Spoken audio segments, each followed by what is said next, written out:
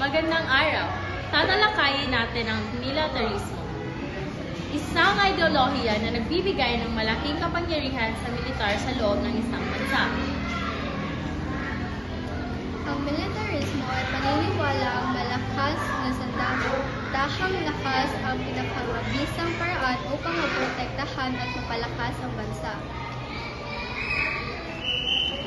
Makikita ang militarismo kapag lumalaki ang military budget, malakas ang impluwensya ng sundalo sa gobyerno, madalas ang pagpapakita ng lakas militar sa ibang bansa.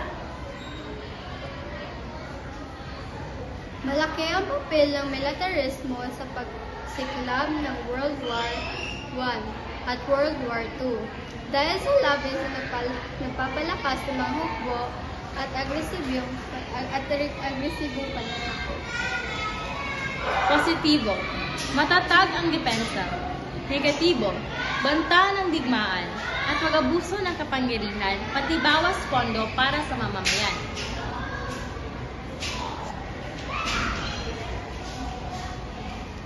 Ang militarismo ay patuloy na nakakaapekto sa mundo ngayon. Mahalaga itong pag-aralan para maunawaan ang tensyon sa pagitan ng mga bansa. Maraming salamat sa panonood. Pinalo.